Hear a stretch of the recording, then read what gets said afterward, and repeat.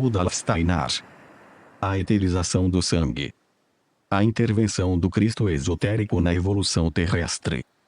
Tradução: Rudolf Lanz. O autoconhecimento do homem foi uma exigência imposta à nossa alma no decorrer de todos os tempos em que houve uma busca de conhecimento, seja por caminhos místicos, realistas ou outros. Todavia, como tivemos de frisar repetidamente em outras ocasiões, esse autoconhecimento da alma humana não é, de maneira alguma, algo tão fácil como muitas pessoas, mesmo entre os antroposófos, ainda imaginam. Ora, as dificuldades do autoconhecimento humano constituem algo que o antroposófo deveria colocar repetidamente diante da alma, já que de outro lado é o mais necessário quando realmente queremos chegar a uma meta humanamente digna do mundo, a uma existência e a uma atuação realmente dignas do homem. Ocupemo-nos hoje com a seguinte pergunta: por que o autoconhecimento deve ser difícil para o ser humano? O homem é um ser bastante complicado, e ao falarmos de sua vida interior, anímica, de maneira alguma pretendemos representá-la como algo simples ou elementar. Queremos, ao contrário, ter a paciência e a perseverança para penetrar cada vez mais profundamente nessa estrutura maravilhosa, nessa admirável organização elaborada pelas potências cósmicas divino-espirituais e manifestada pelo ser humano. Podemos constatar dois aspectos na vida da alma humana antes de nos inteirarmos da essência do conhecer, tal como o ímã tem um polo positivo e o outro negativo, tal como lá fora a claridade e a escuridão se nos apresentam, na aparência do mundo, como matizes fundamentais da luz. Poder-se-ia dizer que também a alma possui dois polos anímicos de sua existência. Estes se nos podem evidenciar quando contemplamos o homem em duas situações da vida. Uma delas se daria ao vermos um homem parado na rua, totalmente absorvido pela observação de um belo e vistoso fenômeno natural. Vemos como ele não move nenhuma das mãos nem das pernas, quase não desviando o olhar do fenômeno ou objeto que lhe prende a atenção e que ele observa. Percebemos que está ocupado em formar imagens interiores daquilo que vê. Dizemos que está absorto na contemplação, representando mentalmente seu derredor. Seria essa a primeira situação que desejamos considerar. A outra seria a seguinte: um indivíduo qualquer anda pela rua e sente-se ofendido, ferido por outro. Sem muito refletir, sua irritação, sua ira o dominam, e como resultado de sua raiva ele faz o seguinte: dá um murro ou algo assim em quem o ofendeu. Percebemos aí uma manifesta cedilha maiúsculo das energias que nascem da irritação e da raiva.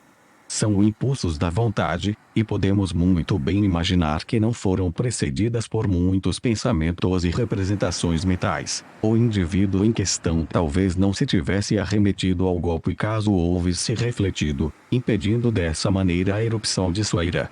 Enfocamos, assim, duas atitudes extremas. A primeira se evidencia totalmente como uma representa-se cedilha maiúsculo ao mental, com total paralisia da vontade consciente. Na outra, a vida ideativa é interrompida, passando o homem a uma manifestação imediata de um impulso volitivo. Eis os dois aspectos que nos apresentam os dois polos extremos da alma humana. O primeiro é o elemento impulsivo da vontade, o outro é a entrega involuntária ao observar-do, a representação mental, o pensar enquanto a vontade silencia. Assim, consideramos os fatos de modo totalmente esotérico, pela mera observação da vida exterior. Indo um pouco mais ao fundo, chegamos às esferras onde só nos podemos orientar recorrendo à pesquisa oculta. Confrontamo-nos então com outra polaridade, a polaridade entre vigília e sono. Sabemos o que ambos significam de um ponto de vista esotérico. De acordo com os conceitos fundamentais de nosso conhecimento antroposófico, os quatro membros, os corpos físico, etérico, astral e o eu, entrosam-se e interagem organicamente durante o estado de vigília. Durante o sono, porém, o corpo físico e o corpo etérico jazem no leito enquanto o corpo astral e o eu estão como que espalhados por todo o universo imediatamente adjacente ao nosso plano físico. Poderíamos analisar esses fatos também por um ou outro prisma, perguntando o seguinte: como se processa, afinal, a observação do mundo da vida, a representação mental e o pensar, bem como a vontade e os impulsos volitivos, durante a vigília e durante o sono? Ora, vejam, aprofundado-nos nas coisas, descobrimos que em certo sentido o homem está sempre dormindo em sua atual existência física. À noite ele apenas dorme de maneira diferente do que o faz de dia. Já num âmbito meramente exterior os amigos podem constatar isso, pois sabem que é possível a pessoa despertar esotericamente durante o dia, tornando-se clarividente capaz de ver dentro do mundo espiritual. Quanto a essa contemplação, o corpo físico comum está adormecido, e pode-se falar em despertar quando o homem aprende a fazer uso de seus sentidos espirituais. Com relação ao sono noturno, obviamente o homem dorme. Pode-se, pois, dizer que o sono comum é um sono em relação ao mundo físico exterior, enquanto a consciência diurna é, atualmente, um sono em relação ao mundo espiritual. Podemos encarar esse fato ainda de outra maneira. Uma observação mais profunda nos faz perceber que o homem tem, via de regra, pouco poder sobre sua vontade enquanto se encontra no estado de vigília comum, da vida física. A vontade é algo que em grande parte se subtrai à vida diurna. Observem atentamente o que costumamos chamar de vontade humana, e verão quão pouco o homem domina a si próprio, durante a vida diurna, no que se refere a seus impulsos volitivos. Considerem quão pouco, de seus atos entre a manhã e a noite, decorre realmente de um pensamento e de uma representação mental próprios, de uma decisão pessoal e individual. Quando alguém bate à porta e você diz entre, não se pode dizer que se trate realmente de uma decisão de seu próprio pensar e querer. Quando estamos com fome e sentamos à missa, não se pode dizer que esta seja uma decisão de nossa vontade, pois foi provocada por nosso organismo, pelo estado em que nos achamos. Procurem olhar para sua vida cotidiana e verão quão pouco a vontade é diretamente influenciada pelo ser humano. Qual a razão disso? O ocultismo nos ensina, ao mostrar que o ser humano dorme durante o dia no que se refere à sua vontade, ou seja, ele não vive em seus impulsos volitivos. Podemos aprimorar nossos conceitos e representações e, até, tornar-nos pessoas de maior moralidade e de melhor gosto, mas nada podemos fazer em relação à nossa vontade. Aprimorando nossos pensamentos podemos atuar indiretamente sobre a vontade, mas nada podemos fazer-lhe diretamente, pois ela é influenciada por nossa vida diária apenas por um rodeio, pelo caminho indireto do nosso sono. Quando dormimos não pensamos, não temos representações mentais, pois o pensar e o imaginar passam a dormir. A vontade, ao contrário, fica acordada e permeia nosso organismo de fora, vivificando-o. Por isso acordamos pela manhã sentindo-nos fortalecidos, pois o que penetra em nosso organismo tem um caráter volitivo. O fato de não percebermos essa atuação da vontade, nada sabendo dela, pode parecer-nos totalmente plausível quando lembramos que nossa atividade imaginativa dorme enquanto estamos dormindo. Queremos inicialmente, portanto, dar uma sugestão para uma reflexão, uma meditação mais ampla. Os amigos verão, na medida em que progredirem em seu autoconhecimento, confirmar-se esta afirmativa: o homem dorme em relação à sua vontade enquanto está acordado, e dorme em relação à sua capacidade de formar representações mentais enquanto está adormecido. Durante o dia dorme a vontade, à noite dorme a vida das representações. Se o homem não tem consciência do fato de sua vontade não dormir durante a noite, isso decorre de ele entender por vigília apenas a vida das representações. A vontade não dorme durante a noite, e sim atua então como que num verdadeiro elemento ígneo, trabalhando em seu corpo a fim de produzir o que foi consumido durante o dia. Existem, pois, no homem dois polos, os impulsos volitivos e a vida das observações ou representações, e em relação a esses dois polos os homens têm um comportamento contrário. Mas esses são apenas dois polos. Toda a vida anímica reside em diversas nuances entre ambos, e agora acerquemo-nos de-la procurando relacionar a vida microcósmica da alma com o que reconhecemos como mundos superiores. Vimos, pelo recém-exposto, que um dos polos de nossa vida anímica é a vida das representações mentais. Essa vida das representações mentais parece ser algo irreal ao homem exterior, que pensa de modo materialista. Quantas vezes não ouvimos esta afirmação? Ora, representações e pensamentos são apenas representações e pensamentos. Com isso se quer indicar que quando seguramos na mão um pedaço de pão ou de carne, isto é uma realidade, enquanto um pensamento não passa de um pensamento. Opina-se que, como não se pode comer pensamentos, estes não são reais, mas apenas pensamentos. E por quê?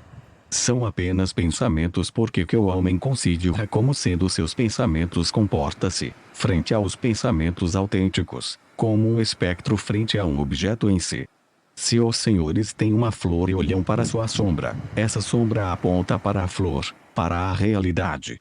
O mesmo acontece com os pensamentos.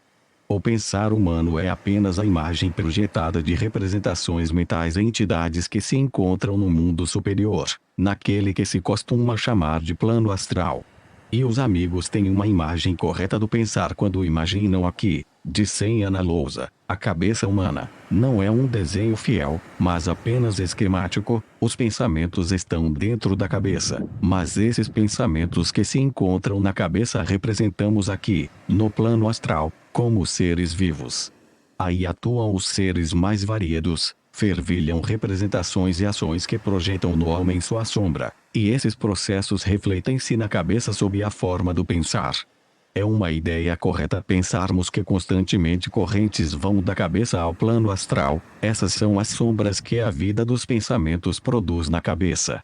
Ora, além do que podemos chamar de vida dos pensamentos existe, para a alma humana, ainda outra vida.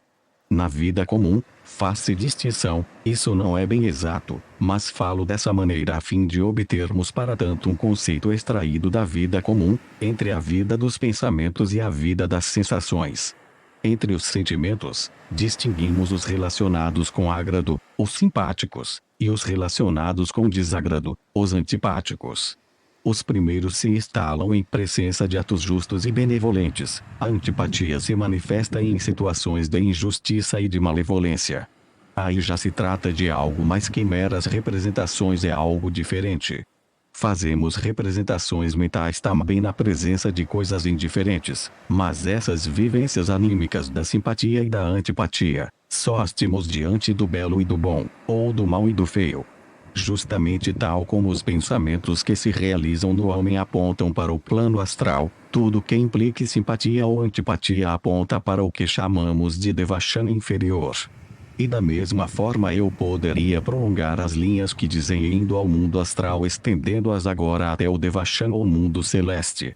Em nós, especialmente em nosso peito, ocorrem processos do mundo celeste ou Devachan sob forma de sentimentos de simpatia e antipatia pelo belo e o feio, pelo bom e o ruim ou mal, de modo que trazemos em nossa alma, juntamente com o que podemos denominar nossas sensações diante do mundo estético moral, as projeções do Devachan inferior, do mundo celeste. Existe ainda, na vida anímica humana, um terceiro elemento que devemos distinguir da mera preferência por atos benévolos. Há uma diferença entre assistir a uma ação benévola e gostar dela, ou transformar a própria vontade em atividade, a fim de realizar por conta própria um ato benévolo. Eu gostaria de chamar o agrado produzido por atos bons e bonitos e o desagrado por atos ruins e feios de elemento estético, e aquilo que impele o homem a bem agir de elemento moral. O elemento moral é superior ao meramente estético, e o simples agrado ou desgrado está abaixo do impulso de praticar o bem ou o mal. À medida que nossa alma se sente compelida, à medida que sente os impulsos morais, esses impulsos são projeções do Devachan superior, do mundo celeste superior. Podemos, pois, imaginar que essas três atividades anímicas superpostas em níveis diferentes, a meramente intelectual do pensar, representar, contemplar, a estética, do agrado e desagrado, e a moral, nos impulsos diante do bem e do mal, são imagens microcósmicas do que decorre no macrocosmo nos três mundos, no astral, que se espelha como o mundo dos pensamentos, do intelecto, no mundo devachânico, que se projeta como o mundo estético do agrado e do desagrado, e no Devachan superior, que se reflete como moralidade. Ligando tudo isso com o que foi dito a respeito dos dois polos da alma humana, devemos sentir a intelectualidade como um deles, o que domina preferencialmente a vida diurna, quando estamos acordados em relação à vida intelectual. Durante o dia o homem está acordado em relação ao seu intelecto, durante o sono está desperto quanto à sua vontade. Mas como então dorme em relação ao seu intelecto, não fica consciente do que empreende com a vontade. Indiretamente, porém, atua na vontade o que chamamos de princípios e impulsos morais. E de fato o homem necessita de sua vida de sono para que realmente possa chegar a uma efetiva atuação aquilo que ele assimila, em matéria de impulsos morais, mediante a vida dos pensamentos. É verdade, o homem, tal como é hoje na vida comum, só sabe realizar algo correto no plano intelectual, sendo muito menos capaz disso no plano moral. Aí dependemos de uma ajuda do macrocosmo. O que reside em nós pode levar-nos um palmo adiante na intelectualidade, trilhando o sendeiro do aprimoramento moral. Necessitamos da ajuda dos deuses. Caímos no sono para poder mergulhar na vontade divina, onde estamos despojados de nosso intelecto impotente e onde forças divinas transformam em força de vontade os princípios de moralidade que assimilamos, inoculando em nossa vontade aquilo que de outro modo apenas podemos acolher em nossos pensamentos. Entre esses dois polos, o da vontade, que está acordado durante a noite, e o do intelecto, que está desperto durante o dia, situa-se a esfera estética, sempre presente no homem. Pois o homem não está completamente desperto durante o dia, só os indivíduos mais prosaicos, mais filisteus estão sempre despertos durante o estado de vigília. No fundo, os homens deveriam sonhar um pouco, mesmo durante o dia, deveriam ser capazes de sonhar também durante a vigília, de entregar-se à arte, à poesia ou qualquer outra atividade não apenas dirigida ao solidamente real. Os que se dedicam a essas coisas estabelecem um laço que pode retroagir sobre toda a existência como algo refrescante e vivificante. Entregar-se a tais pensamentos significa, de certa forma, introduzir na vida desperta algo como um sonho. E para a vida do sono os senhores sabem que levamos o sonhar, aí são os sonhos reais que permeiam a consciência normal durante o sono. Isto é algo necessário a todos os que não querem apenas levar uma vida diurna prosaica, árida e malsão. E o sonhar ocorre de qualquer maneira à noite, não precisando de justificação. Eis o elemento intermediário entre os dois polos, o sonhar noturno e o diurno, a capacidade de viver na fantasia. Assim, também aqui temos um elemento tríplice em nossa alma, o elemento intelectual, mediante o qual ficamos tão bem despertos e trazemos dentro de nós as sombras do plano astral quando durante o dia nos entregamos aos pensamentos, de modo a surgirem as ideias mais fecundas da vida cotidiana e as grandes invenções. E durante o sono, quando sonhamos, quando esses sonhos se desenrolam em nossa vida de sono, projetam-se em nós as imagens da região celeste inferior ou Devachan. E quando somos ativos durante o sono, imprimindo moralidade em nossa vontade, não podemos observar isso diretamente, mas em seus efeitos, quando durante a noite somos capazes de instilar essa influência das potências divino-espirituais em nosso pensar, os impulsos que então observamos são as projeções do Devachan superior, do mundo celeste superior, são os impulsos e sentimentos morais que vivem em nós e nos fazem sentir que a vida humana tem, no fundo, uma justificação apenas quando colocamos nossas ideias a serviço do bom e do belo, deixando nossa atuação intelectual imbuir-se da verdadeira, autêntica vida divino-espiritual, ou seja, dos impulsos morais. O que, dessa forma, apresentamos como sendo a vida anímica humana mediante uma observação primeiramente exterior, esotérica, e em seguida por uma contemplação mais mística da vida, resulta da pesquisa oculta mais profunda. Então aquilo que já descrevemos mais exteriormente manifesta-se em processos que a clarividência pode perceber também no homem. Se o olhar clarividente observa o homem de hoje em estado de vigília, evidencia-se um fluxo constante de raios luminosos dirigindo-se do coração à cabeça. Se quiséssemos fazer disso um desenho esquemático, o qual é feito na lousa, deveríamos desenhar aqui a região do coração. Correntes dirigem-se continuamente ao cérebro e, no interior da cabeça, fluem ao redor do órgão descrito na anatomia como glândula pineal. São como raios de luz ascendendo do coração à cabeça e circundando a glândula pineal. Essas correntes têm sua origem no seguinte: o sangue humano, que é uma matéria física, dissolve-se constantemente em substância etérica, havendo, pois, na região do coração, uma transformação constante do sangue em substância etérica sutil. Esta flui então à cabeça e envolve a glândula pineal em meio a uma cintilação. Esse processo, a eterização do sangue, evidencia-se continuamente no homem em estado de vigília. Tivesse aqui as regiões do cérebro e do coração, o observador oculto perceberia um fluxo constante vindo de fora, e também de trás, em direção ao coração. Porém, essas correntes que no homem adormecido afluem de fora, do espaço cósmico, do macrocosmo para o interior do que diz no leito como sendo os corpos físico e etérico, na verdade constituem algo muito curioso quando se passa a investigá-las. Esses raios são bastante diferentes nos diversos indivíduos. As pessoas adormecidas são bem diferentes entre si, e se os indivíduos ainda um pouco vaidosos soubessem o quanto de ruim denunciam ao olhar oculto quando adormecem em reuniões públicas, eles evitariam fazê-lo, pois isso atua traiçoeiramente. O que de fato ocorre é o seguinte: as qualidades morais manifestam-se, em alto grau, na peculiar coloração do fluxo que penetra no homem durante o sono. Desse modo, o homem possuidor de princípios morais inferiores tem uma corrente bem diferente do que alguém com princípios elevados. De nada adianta dissimular durante o dia. Não se pode fingir frente às potências cósmicas superiores. Tratando-se de alguém que tenha apenas um leve pendor por princípios não inteiramente morais, continuamente lhe afluem radiações rubro-pardas ou de uma coloração que tende para essa tonalidade. Irradiações violáceas aparecem em pessoas que possuem ideais morais elevados. Ora, no momento do despertar ou do adormecer ocorre uma espécie de luta entre o que flui descendentemente e o que flui ascendentemente. No homem desperto, o elemento intelectual flui de baixo para cima sob forma de efeitos luminosos, enquanto o que tem caráter moral e estético flui de cima para baixo.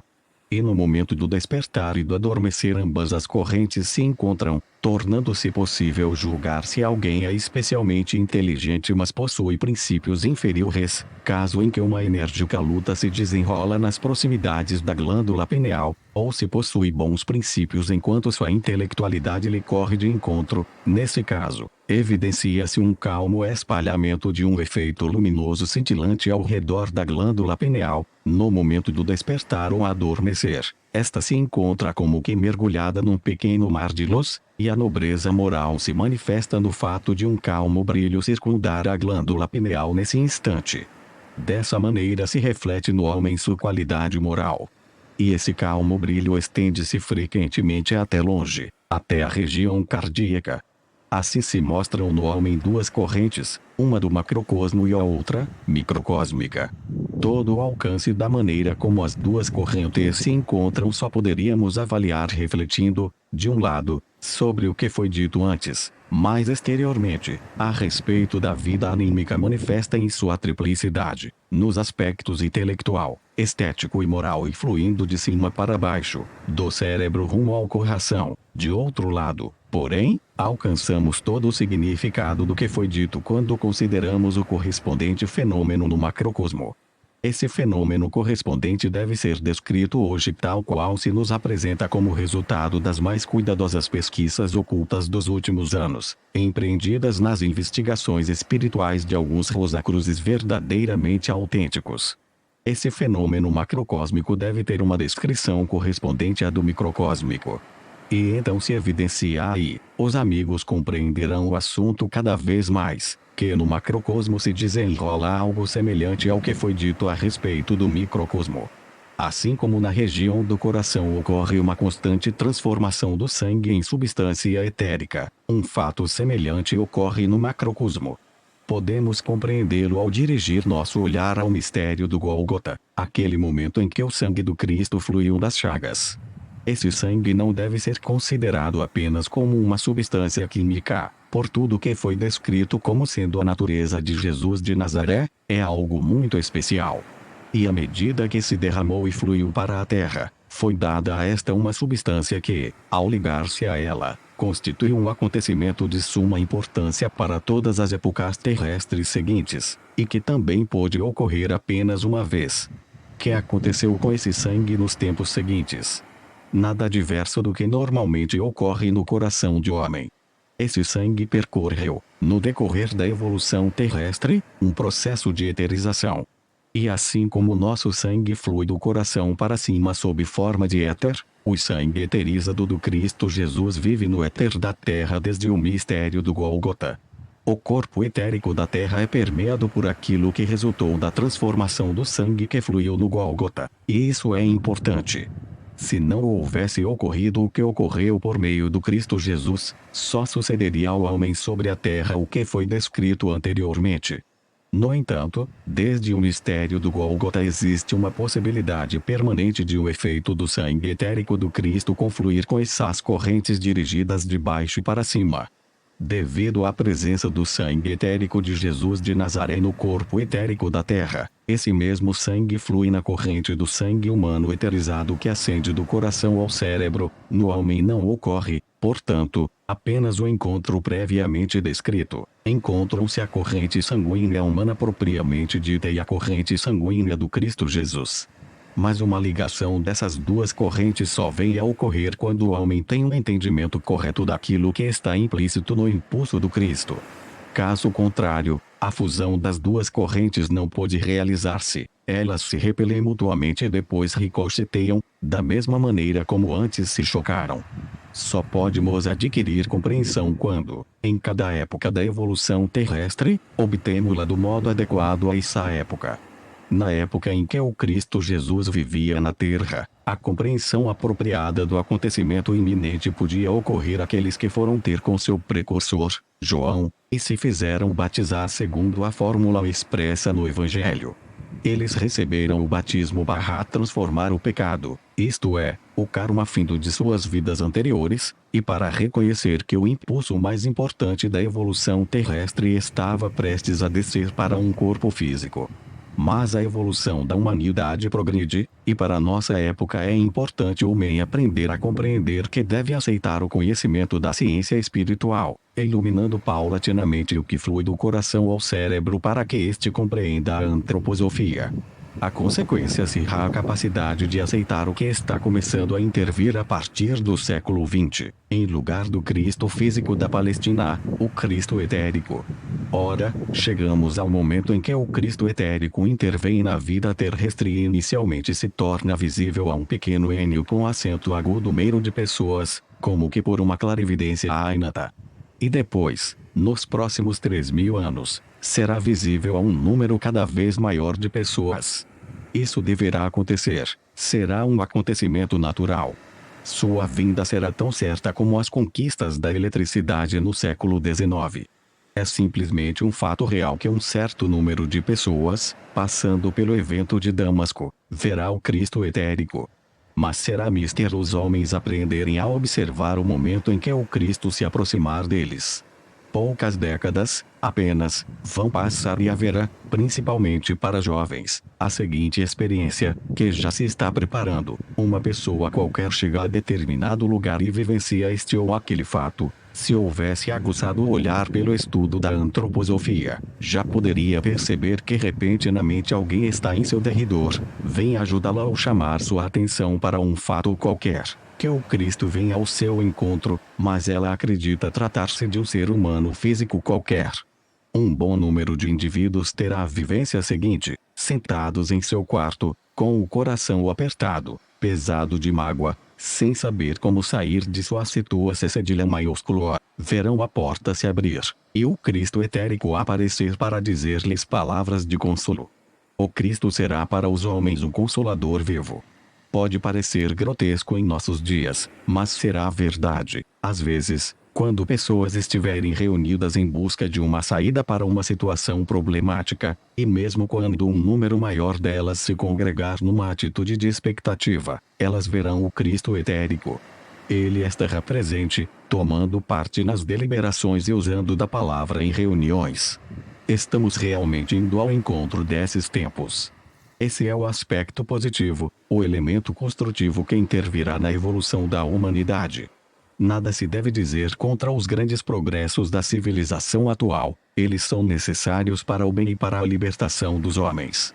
Mas se considerarmos todos os progressos exteriores no domínio das forças da natureza, eles serão algo pequeno e insignificante em comparação com o que o homem receberá quando vivenciar em sua alma o despertar por meio do Cristo, que agora intervirá na cultura da humanidade e em seus assuntos.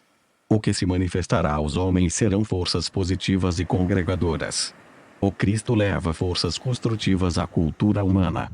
Se observássemos os primeiros tempos pós-atlânticos, veríamos que os homens construíam suas moradias de uma maneira diferente da atual. Eles usavam toda a espécie de materiais vegetais e limitavam-se a completá-los. Até palácios foram construídos dessa maneira, completando-se a obra da natureza ao se entrelaçar em galhos e plantas, etc.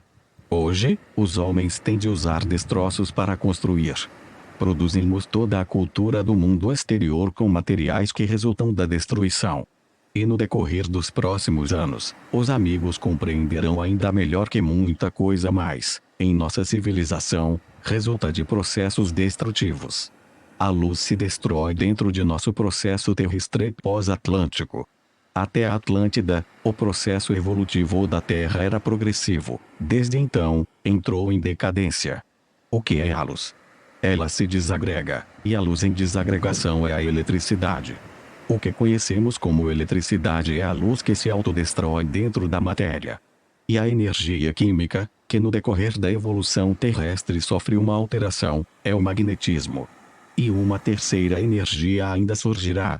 E se ao homem de hoje a eletricidade já parece uma força milagrosa, aquela terceira energia influenciará a nossa cultura de uma maneira ainda mais prodigiosa. Quanto mais empregarmos essa energia, mais rapidamente a Terra se transformará num cadáver, a fim de que o elemento espiritual da Terra possa metamorfosear-se em Júpiter. As energias precisam ser aplicadas na destruição da Terra, a fim de que o homem dela se liberte e o corpo terrestre possa decair.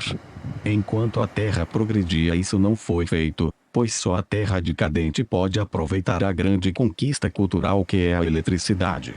Por mais que isso é estranho, precisa ser dito, pouco a pouco. Temos de compreender o decurso do progresso evolutivo, pois com isso os homens aprenderão a avaliar nossa cultura corretamente. Aprenderemos que é necessário destruir a Terra, do contrário o espírito não ficará livre. Mas também se aprenderá a ter em apreço o aspecto positivo, a penetração das forças espirituais em nossa existência terrestre. Sendo assim, já vemos o enorme progresso no fato de o Cristo ter necessariamente vivido durante os 3 anos num corpo humano bem preparado, a fim de tornar-se visível aos olhos físicos. Pelo que então aconteceu durante aqueles 3 anos, os homens tornaram-se maduros para ver o Cristo que estará presente num corpo etérico e intervirá na vida terrestre tão concretamente como fez o Cristo físico na época da realidade palestina. Se não observarem tais fatos com sentidos obnubilados, os homens saberão tratar-se do corpo etérico que caminhará pelo mundo físico, mas saberão também que esse é o único corpo etérico capaz de atuar neste mundo como normalmente só um corpo humano físico pode fazer. Ele se distinguirá de um corpo físico apenas pela capacidade de estar ao mesmo tempo presente em 2, 3, 100, 1000 lugares, o que só é possível a uma figura etérica, mas não a uma física. Esse progresso da humanidade fará com que os 2 polos mencionados, o intelectual e o moral, se tornem cada vez mais unos, fundindo-se numa unidade.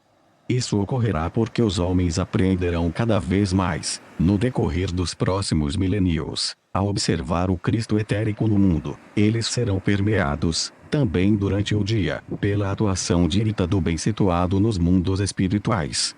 Enquanto atualmente a vontade está dormindo durante o dia, de modo que o homem só pode atuar indiretamente através da representação mental, no correr dos próximos milênios sucederá cada vez mais o fato de essa atuação cedilha maiúsculo ser diretamente aprimorada também no estado de vigília, pela influência exercida pelo Cristo a partir de nosso tempo. Aquilo que foi sonhado por Sócrates, que a virtude pode ser ensinada, ocorrerá realmente.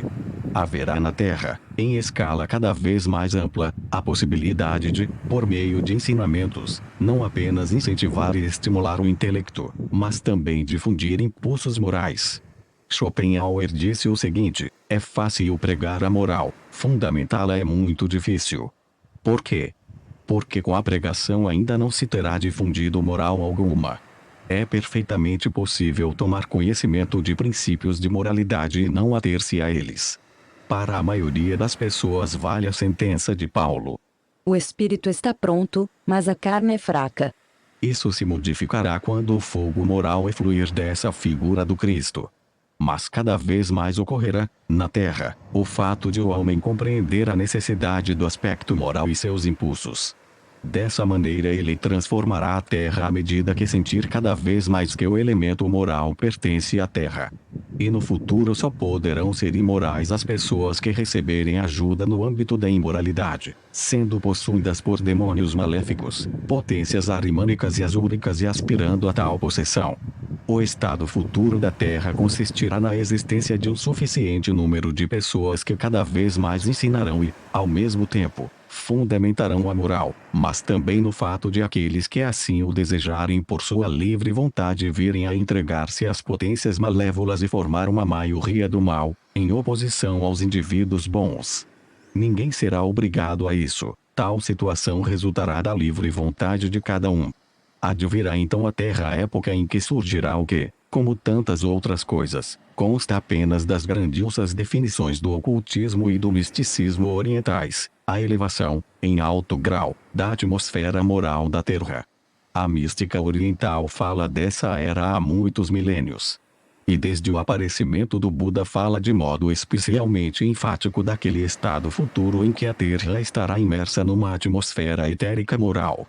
Desde a época dos antigos reis se erguia-se ante o misticismo oriental, qual uma grande esperança do futuro, o seguinte: há de chegar à Terra esse impulso, que será parte essencial de Visvakarma ou, como diria Zaratustra, de Ahura Mazdal. Assim, aquele misticismo já tinha em vista que do ser que chamamos Cristo iria emanar esse impulso moral, essa atmosfera moral da Terra, e que nele, no Cristo, essa mística oriental colocava sua esperança. Os meios do misticismo oriental não eram suficientes para imaginar isso, mas o que viria como séquito desse evento, isso eles podiam imaginar. Podiam imaginar que as puras figuras acásticas, mergulhadas no fogo e na luz do sol, adviriam, dentro de 5.000 anos depois da iluminação do grande Buda, como séquito daquele que não pode ser reconhecido somente pelo misticismo oriental. Era realmente uma ideia maravilhosa.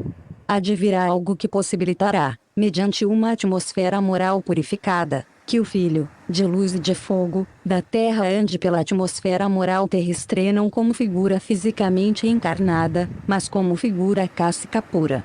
Mas então, 5.000 anos depois da iluminação do Buda Gotama, estará também presente o Mestre que ensinará aos homens como são maravilhosas essas figuras de fogo e de luz. Esse Mestre será o Buda Maitreya, que se manifestará 3.000 anos depois de nossa era e poderá ensinar aos homens o impulso do Cristo. Dessa maneira a mística oriental se funde com a sabedoria cristã numa bela e admirável unidade. E também fica claro que aquele que 3.000 anos depois de nossa era se manifestará como Buda Maitreya aparece sempre de novo encarnado na Terra como Bodhisattva, como sucessor do Buda Gotama. Uma de suas incorporações foi a de Jesubem Pandira, que viveu 100 anos antes do início de nossa era. Aquele que estava encarnado em Jesubem Pandira é o mesmo que futuramente será o Buda Maitreya e que de século em século volta a aparecer num corpo carnal, ainda não propriamente como Buda, mas como Bodhisattva. Também em nossa época, os ensinamentos mais significativos acerca da entidade do Cristo e dos filhos do fogo dos hindus partem daquele que será futuramente, não agora, mas futuramente, o Buda Maitreya. Será pela combinação da autêntica mística oriental com o conhecimento cristão que se poderá reconhecer aquele que será o futuro Buda Maitreya. Aquele que será o Buda Maitreya e que aparecerá em contraste com os filhos do fogo, como Bodhisattva num corpo físico poderá ser reconhecido pelo fato de inicialmente crescer, em sua juventude, sem que ninguém possa pressupor a individualidade que nele reside. Os entendidos só reconhecerão em tal indivíduo aos 30 a 33 anos de idade que um Bodhisattva se encontra nele. Nesse momento ocorre algo como uma mudança da personalidade. E o próprio Buda Maitreya se dará a conhecer à humanidade no 33º ano de sua vida. Assim como o Cristo Jesus iniciou sua obra aos 30 anos, os Bodhisattvas, que continuarão a anunciar o Cristo, se revelarão no 33º ano de sua vida. E o próprio Buda Maitreya, que revelará os grandes mistérios da vida em grandes e imponentes palavras de que hoje não se pode fazer ideia. Esse Buda, como Bodhisattva transformado, falará uma língua que ainda precisa ser criada, pois ninguém poderia encontrar hoje as palavras com as quais ele se dirigirá futuramente aos homens. Ainda não se pôde falar dessa maneira aos homens porque ainda não existe o instrumento físico para fazê-lo. Os ensinamentos do iluminado não farão fluir apenas doutrinas, mas impulsos morais às almas. Tais palavras ainda não podem ser pronunciadas por uma laringe física, agora só podem existir nos mundos espirituais. A antroposofia é o preparo para tudo que virá no futuro. Os que levam a sério a evolução da humanidade não querem que a evolução anímica degenere, mas progrida de maneira a fazer com que a Terra se liberte no que tem de espiritual, abandonando sua parte mais grosseira qual um cadáver. Pois toda a obra poderia ser estragada pelos homens. Os que querem que a obra cósmica seja realizada devem adquirir a compreensão da vida espiritual pelo que chamamos hoje de antroposofia. Assim, antroposofia torna-se dever, o conhecimento torna-se algo diante do qual sentimos termos responsabilidade. E se aprendermos a sentir e a querer assim, se a partir dos mistérios do mundo sentirmos que queremos ser antropósofos, então estaremos tendo sensações corretas. Mas então a antroposofia não será algo que satisfará nossa curiosidade, ela deverá tornar-se algo sem o qual não poderemos viver. Só quando isto ocorrer é que viveremos como tijolos vivos daquele grande edifício que deverá ser erguido nas almas humanas, podendo abranger os homens. Assim, a antroposofia é a abertura diante dos fenômenos genuinamente cósmicos tal como se apresentarão ao homem do futuro, as nossas próprias almas, estejamos encarnados num corpo físico ou já atravessando a existência entre a morte e um novo nascimento. Essa transformação nos afetará, seja na vida corpórea, seja depois que abandonarmos o corpo físico. Só que os homens já deveriam adquirir aqui na Terra, num corpo material, a compreensão desses acontecimentos, se é que devem ser tocados, entre a morte e um novo nascimento, pelo que lá ocorre. Para os que já num corpo físico adquirem compreensão pelo Cristo, tanto fará se no momento de vê-lo estiverem em vida ou tiverem atravessado o portal da morte. Aqueles, porém, que agora se negam a compreender o Cristo deverão, no caso de já terem passado pelo portal da morte na ocasião desse evento, esperar até a próxima encarnação, pois o fundamento não pode ser adquirido entre a morte e o nascimento. Uma vez adquirido, continuará existindo, então o Cristo será visível entre a morte e um novo nascimento. Dessa maneira, a antroposofia não será algo que aprendemos para a vida física, mas algo que conservará seu valor mesmo quando na morte houvermos deixado o corpo físico.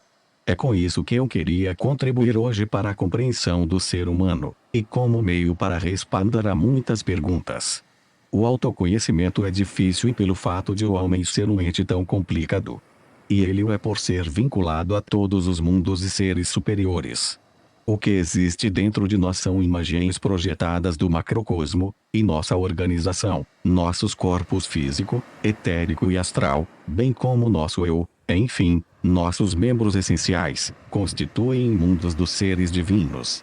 O que existe em nós como sendo os corpos físico, etérico e astral e o eu constituem um mundo. O outro mundo é o superior, celeste. Para os seres divino-espirituais dos planos superiores, os membros corpóreos são mundos divino-espirituais elevados, tal como para nós são os 4 membros de nossa entidade humana. O homem é um ser tão complicado por ser um real reflexo do mundo espiritual. É isso o que deve proporcionar-lhe consciência da degenidade humana. Mas a partir desse conhecimento de que somos realmente uma imagem, estando ainda bem longe do que deveríamos ser, e seguindo essa trilha, adquiriremos, além da dignidade, também a correta humildade e a modéstia perante o macrocosmo e seus deuses. Perguntas e respostas decorrentes da conferência. Pergunta: o que significa a expressão do apóstolo Paulo falar com a língua? Resposta: em casos excepcionais, pode ocorrer que não apenas o fenômeno da fala esteja presente no estado de vigília, nesse falar se manifesta algo que normalmente só existe na consciência de sono. É esse o fenômeno a que se refere Paulo. Goethe fala a seu respeito do mesmo ponto de vista, tendo escrito 2 ensaios muito bonitos sobre esse fenômeno. Pergunta: como se compreenderão as palavras de consolo do Cristo? Resposta: as pessoas sentirão essas palavras de consolo como se através de seu próprio coração. Elas se farão ouvir como na audição física. Pergunta: o que são energias e substâncias químicas em relação ao mundo espiritual? Resposta: existe no mundo uma quantidade de substâncias que são associáveis e dissociáveis. O que chamamos de quimismo, ou combina-se cedilha maiúsculo O química, é projetado para dentro do mundo físico a partir do mundo do Devachan, da harmonia das esferas. De modo que na combinação de 2 substâncias segundo seus pesos atômicos temos o sombreado de 2 tons da harmonia das esferas. A analogia química de 2 substâncias no mundo físico é uma projeção sombreada do mundo da harmonia das esferas. As relações numéricas da química são realmente as expressões para as relações numéricas da harmonia das esferas. Esta última se emudeceu pela condensação da matéria. Caso pudéssemos atenuar a matéria até a consistência etérica e perceber os números atômicos como princípio formativo intrínseco, ouviríamos a harmonia das esferas. Temos o mundo físico, o mundo astral, o Devachan inferior e o Devachan superior. Quando se pressiona um corpo para abaixo do mundo físico, chega-se então ao mundo infrafísico, ao mundo infraastral, ao infradevachan inferior ou malévolo e ao infra-devachan superior ou malévolo. O mundo astral malévolo é o âmbito de Lúcifer, o Devachan inferior malévolo é o âmbito de Atman e o Devachan superior malévolo é o âmbito dos Asuras. Quando se lança o quimismo para abaixo do plano físico, para o mundo astral malévolo, surge o magnetismo. Quando se lança a luz para o âmbito inframaterial, portanto, 1 grau abaixo do mundo material, surge a eletricidade. Quando lançamos o que vive na harmonia das esferas para um plano ainda mais baixo, até os Asuras, surge então uma energia ainda mais terrível, que não ficará oculta por muito tempo ainda.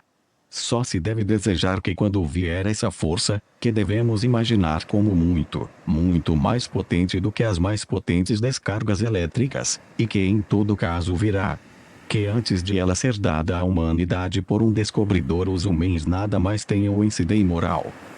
Pergunta: o que é eletricidade? Resposta: eletricidade é a luz em estado imaterial. Nela a luz se encontra comprimida ao extremo. A luz também se deve atribuir interioridade, ela própria está em cada ponto. O calor pode expandir-se em 3 direções do espaço. No caso da luz, devemos falar de uma 4ª direção, ela é quadridirecionada, sendo a 4ª direção a interioridade. Pergunta: o que ocorre com o cadáver da Terra? Resposta: como resíduo da evolução lunar temos a Lua, que gira em torno da Terra. Também da Terra haverá um resíduo, que girará em torno de Júpiter. Depois os resíduos se dissolverão paulatinamente no éter cósmico geral. Em Vênus não haverá mais resíduo. Ela surgirá inicialmente como puro calor, depois se tornará luz e penetrará posteriormente no mundo espiritual. O resíduo da Terra se tornará cadáver. Este, porém, é um caminho que não deverá ser acompanhado pelo homem, pois ele seria exposto a terríveis sofrimentos. Mas com esse cadáver seguirão seres que desse modo alcançarão um desenvolvimento superior.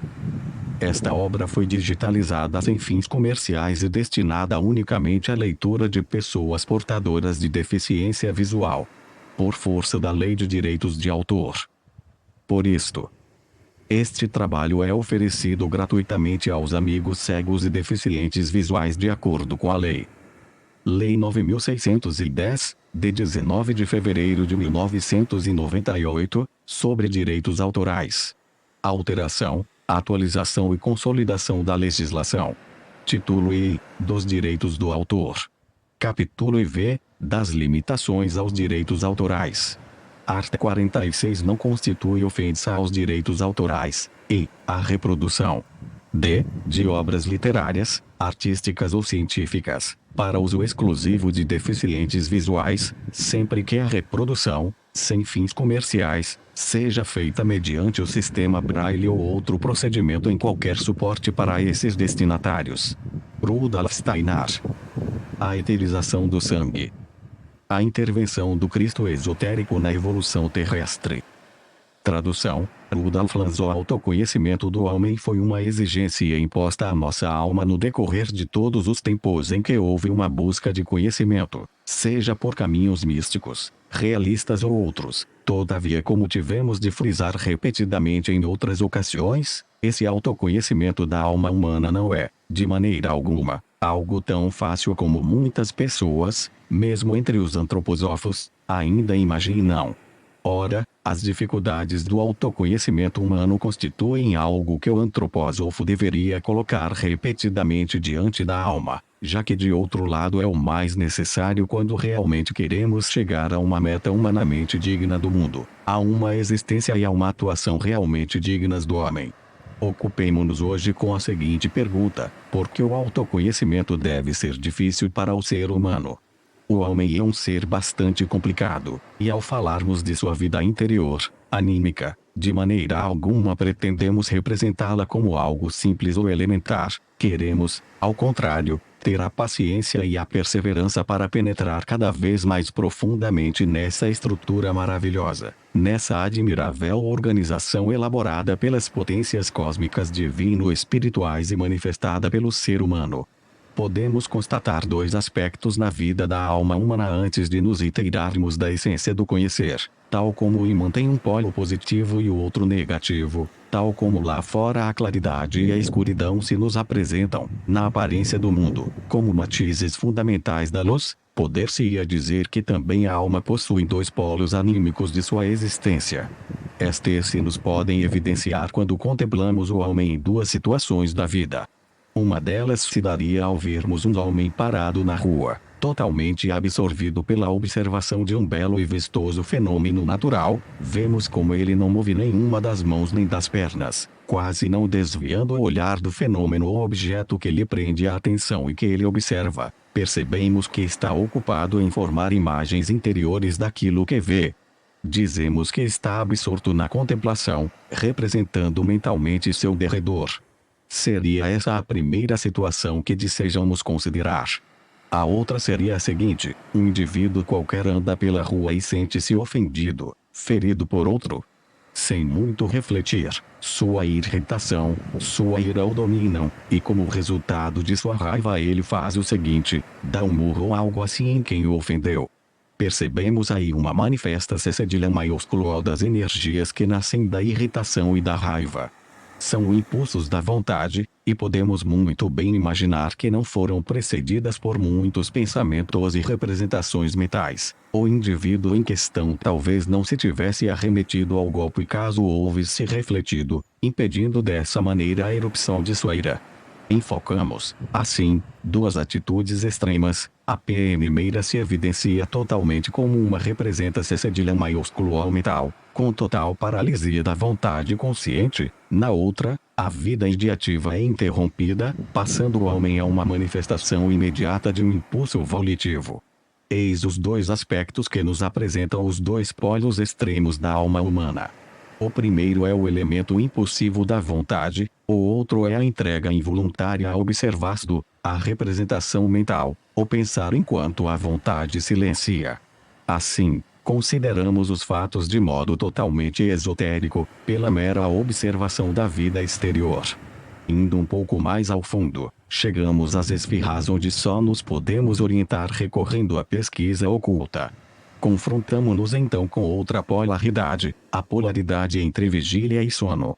Sabemos o que ambos significam de um ponto de vista esotérico.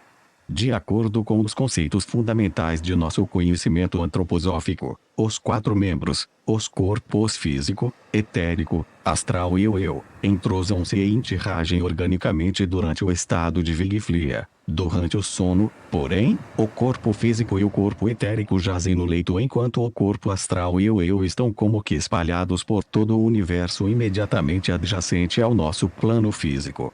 Poderíamos analisar esses fatos também por um ou outro prisma, perguntando o seguinte: como se processa, afinal, a observação do mundo da vida, a representação mental e o pensar, bem como a vontade e os impulsos volitivos, durante a vigília e durante o sono? Ora, vejam, aprofundando-nos nas coisas, descobrimos que em certo sentido o homem está sempre dormindo em sua atual existência física. À noite ele apenas dorme de maneira diferente do que o faz de dia. Já num âmbito meramente exterior os amigos podem constatar isso, pois sabem que é possível a pessoa despertar esotericamente durante o dia, tornando-se clarividente capaz de ver dentro do mundo espiritual. Quanto a essa contemplação, o corpo físico comum está adormecido, e pode-se falar em despertar quando o homem aprende a fazer uso de seus sentidos espirituais. Com relação ao sono noturno, obviamente o homem dorme. Pode-se, pois, dizer que o sono comum é um sono em relação ao mundo físico exterior, enquanto a consciência diurna é, atualmente, um sono em relação ao mundo espiritual. Podemos encarar esse fato ainda de outra maneira. Uma observação mais profunda nos faz perceber que o homem tem, via de regra, pouco poder sobre sua vontade enquanto se encontra no estado de vigília comum da vida física. A vontade é algo que em grande parte se subtrai à vida diurna. Observem atentamente o que costumamos chamar de vontade humana, e verão quão pouco o homem domina a si próprio, durante a vida diurna, no que se refere a seus impulsos volitivos. Considerem quão pouco, de seus atos entre a manhã e a noite, decorre realmente de um pensamento e de uma representação mental próprios, de uma decisão pessoal e individual. Quando alguém bate à porta e você diz entre, não se pode dizer que se trate realmente de uma decisão de seu próprio pensar e querer. Quando estamos com fome e sentamos à missa, não se pode dizer que esta seja uma decisão de nossa vontade, pois foi provocada por nosso organismo, pelo estado em que nos achamos. Procurem olhar para a sua vida cotidiana e verão quão pouco a vontade é diretamente influenciada pelo cerne humano. Qual a razão disso? O ocultismo nos ensina, ao mostrar que o ser humano dorme durante o dia no que se refere à sua vontade, ou seja, ele não vive em seus impulsos volitivos. Podemos aprimorar nossos conceitos e representações e, até, tornar-nos pessoas de maior moralidade e de melhor gosto, mas nada podemos fazer em relação à nossa vontade. Aprimorando nossos pensamentos podemos atuar indiretamente sobre a vontade, mas nada podemos fazer-lhe diretamente, pois ela é influenciada por nossa vida diária apenas por um rodeio, pelo caminho indireto do nosso sono. Quando dormimos não pensamos, não temos representações mentais, pois o pensar e o imaginar passam a dormir. A vontade, ao contrário, fica acordada e permeia nosso organismo de fora, vivificando-o. Por isso acordamos pela manhã sentindo-nos fortalecidos, pois o que penetra em nosso organismo tem um caráter volitivo. O fato de não percebermos essa atuação da vontade, nada sabendo dela, pode parecer-nos totalmente plausível quando lembramos que nossa atividade imaginativa dorme enquanto estamos dormindo. Queremos inicialmente, portanto, dar uma sugestão para uma reflexão, uma meditação mais ampla. Os amigos verão, na medida em que progredirem em seu autoconhecimento, confirmar-se esta afirmativa: o homem dorme em relação à sua vontade enquanto está acordado, e dorme em relação à sua capacidade de formar representações mentais enquanto está adormecido. Durante o dia dorme a vontade, à noite dorme a vida das representações. Se o homem não tem consciência do fato de sua vontade não dormir durante a noite, isso decorre de ele entender por vigília apenas a vida das representações. A vontade não dorme durante a noite, e sim atua então como que num verdadeiro elemento ígneo, trabalhando em seu corpo a fim de produzir o que foi consumido durante o dia. Existem, pois, no homem dois polos, os impulsos volitivos e a vida das observações ou representações, e em relação a esses dois polos os homens têm um comportamento contrário. Mas esses são apenas dois polos. Toda a vida anímica reside em diversas nuances entre ambos, e agora acerquemo-nos de lá procurando relacionar a vida microcósmica da alma com o que reconhecemos como mundos superiores. Vimos, pelo recém-exposto, que um dos polos de nossa vida anímica é a vida das representações mentais. Essa vida das representações mentais parece ser algo irreal ao homem exterior, que pensa de modo materialista. Quantas vezes não ouvimos esta afirmação? Ora, representações e pensamentos são apenas representações e pensamentos. Com isso se quer indicar que quando seguramos na mão um pedaço de pão ou de carne isto é uma realidade, enquanto um pensamento não passa de um pensamento. Opina-se que, como não se pode comer pensamentos, estes não são reais, mas apenas pensamentos. E por quê? São apenas pensamentos porque que o homem considera como sendo seus pensamentos comporta-se, frente aos pensamentos autênticos, como um espectro frente a um objeto em si. Se os senhores têm uma flor e olham para sua sombra, essa sombra aponta para a flor, para a realidade. O mesmo acontece com os pensamentos.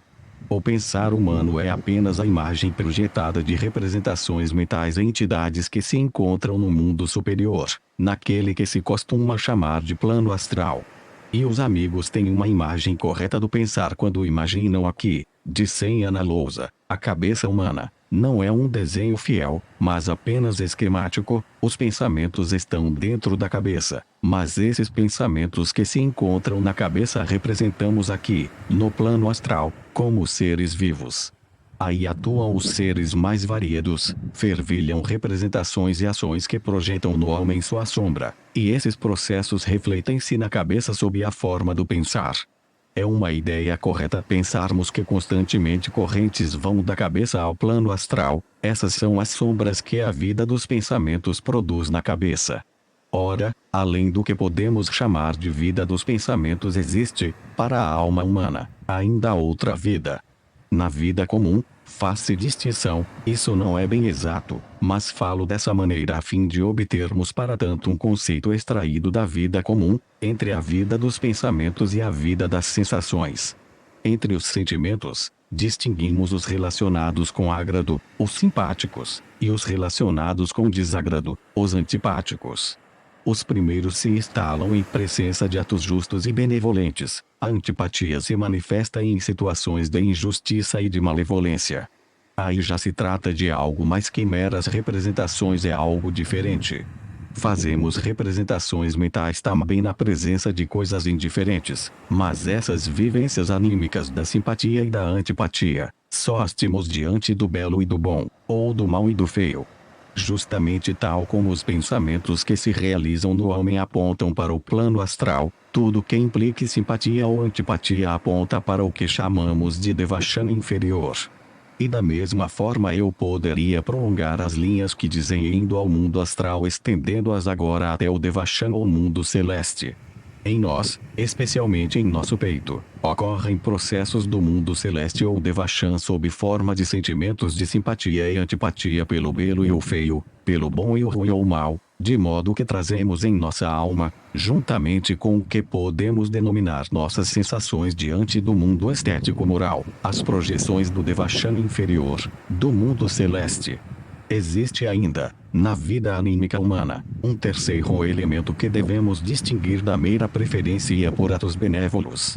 Há uma diferença entre assistir a uma ação benévola e gostar dela, ou transformar a própria vontade em atividade, a fim de realizar por conta própria um ato benévolo. Eu gostaria de chamar o agrado produzido por atos bons e bonitos e o desagrado por atos ruins e feios de elemento estético, e aquilo que impele o homem a bem agir de elemento moral. O elemento moral é superior ao meramente estético, e o simples agrado ou desgrado está abaixo do impulso de praticar o bem ou o mal. À medida que nossa alma se sente compelida, à medida que sente os impulsos morais, esses impulsos são projeções do devachan superior, do mundo celeste superior. Podemos, pois, imaginar que essas três atividades anímicas superpostas em níveis diferentes, a meramente intelectual do pensar, representar, contemplar, a estética, do agrado e desagrado, e a moral, nos impulsos diante do bem e do mal, são imagens microcósmicas do que decorre no macrocosmo nos três mundos, no astral, que se espelha como o mundo dos pensamentos, do intelecto,